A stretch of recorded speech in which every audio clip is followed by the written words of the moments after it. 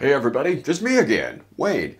Thank you so much for choosing this video. Stick with us till the end because we're going to demonstrate one of the BRIG20, have some tips about how to make another of the BRIGs more effective for you if you like exactly the equipment, and some other good stuff as well.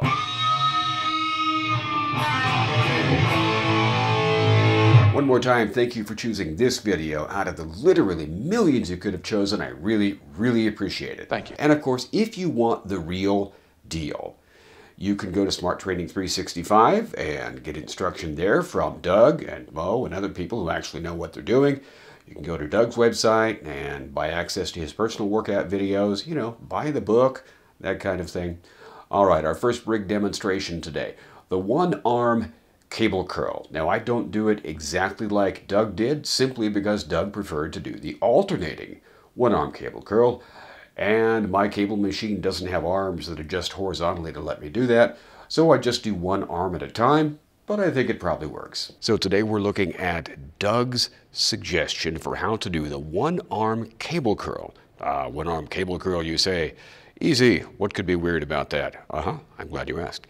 Because Doug suggests a very specific manner in which to do this. And again, we're really focusing on that concept of opposite position loading, right, which is positioning that working muscle opposite the load, or to put it another way, parallel with the line of resistance, or as close as one can get to it, and also extending that muscle as far as one can, and then releasing as far as one can to get as much of a range of motion as possible.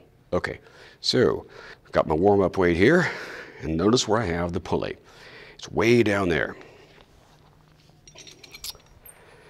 And we're going to position that pulley, actually, behind the foot.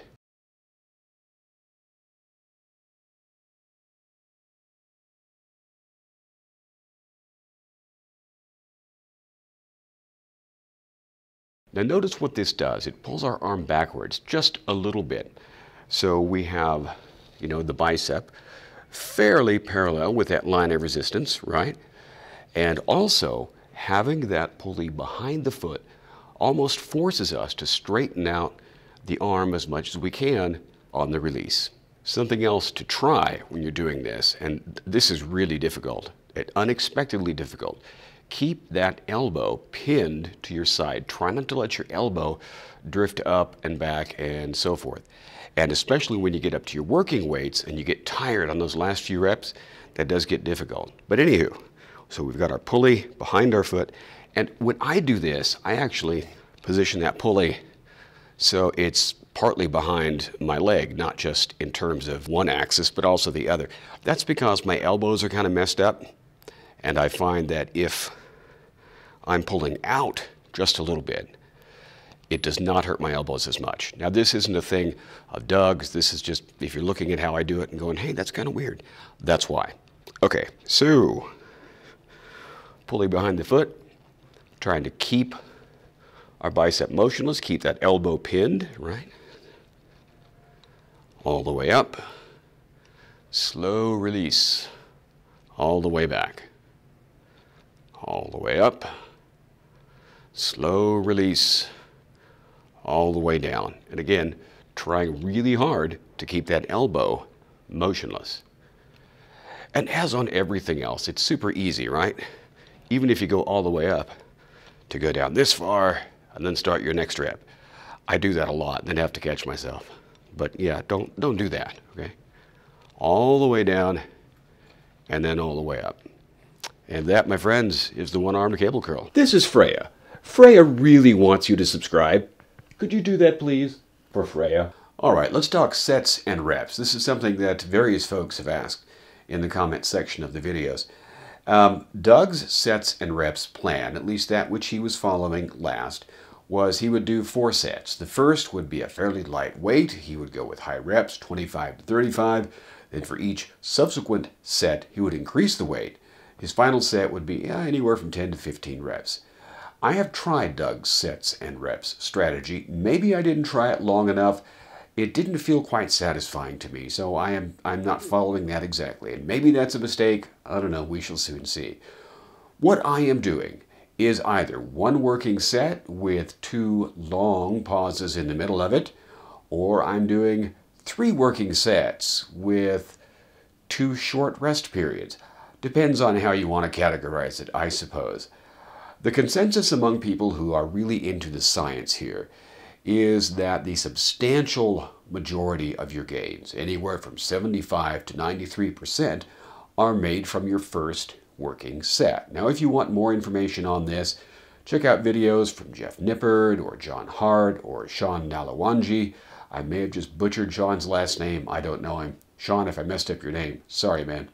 And you'll find more information about, single sets or minimizing your time in the gym or maximizing the efficiency of your time in the gym, which is what I'm trying to do because my life is busy as so I like to get in, get done all that I can, and then get out so I can get on with the rest of the stuff, that most of which I don't want to do, but I got to do anyway. So, can you relate? Yeah, I thought maybe you could. Hey, in the video description here, you will find links to various things, including some free downloadable workout log sheets. They are filled in with the exercises that I'm doing at the moment. They change weekly, it seems, as I go, oh, this other thing would be better. But you can download them, use them as written or during a Word document form, so modify them to, do the things that show the things that you're doing, whatever you want. Okay, our next video clip here. Last week, you'll recall, we talked about the deep knee Brignole pendulum squat, and Doug would use a weighted vest for that. I don't have a weighted vest. They're not expensive, but right now, honestly, I can't even spare 40 bucks. But there is a way to make even this body weight exercise far more effective. This is not a revolutionary way. You'll hear it and go, oh yeah. But anyway, watch this. Okay guys, so last time we talked about the Brignole pendulum squat, and I noted how difficult it was going to be to do this without a weighted vest, and I don't see anything in the gym that would approximate, the effect that would have. But one way to increase the difficulty is just slow it down, right? Instead of those 1/2, second reps, slow it down. Take 3 seconds, 5 seconds, maybe 10. Hell, I don't know. But do it slowly and really tense those muscles, right, as you're doing it. And trust me, man, 5 reps will feel like 15 or 20. For example, got a hold here, bend all the way down, lean back,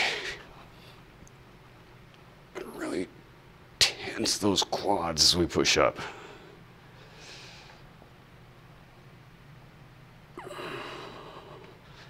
Extending the legs all the way so we get that full range of motion. Tense them again on the way down.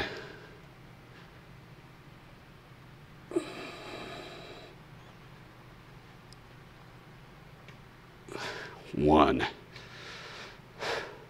Man, that's the most difficult one body weight rep I've ever done. So there's a way to make these more effective, or any exercise, just go slow. As I've said, if you want more information about the BRIG20, you can go to SmartTraining 365, you can go to Doug's own website, you can buy the Physics of Fitness, or all of the above, whatever you want.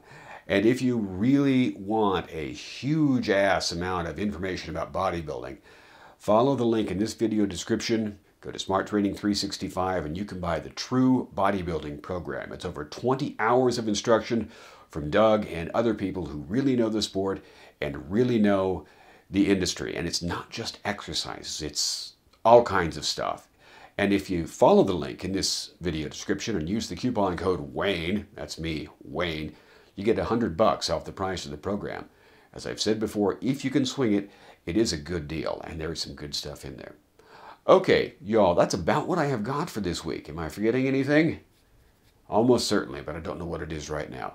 Come back next week. I'm not sure if we're going to do another BRIG-centric video next week or not, because there's another topic that I really want to get to, because lots of folks seem to be asking about it or searching for it on YouTube. But even if it's not BRIG-centric, hopefully it'll be helpful, or at least entertaining. So there you go. All right, if you like this video, please, please, please subscribe. That would really help me out. Give it a thumbs up. Leave a comment. As I said in the first video of this series, I'd really like this to become a conversation, not just about the BRIG20, but about natural bodybuilding in general. So please chime in with your thoughts and observations, even questions. I might not be able to answer them, but I'll give it a shot. And if I don't have any idea what the answer is, I'll tell you that too. Okay, thank you so much for watching. You guys are awesome. And I'll see you next week.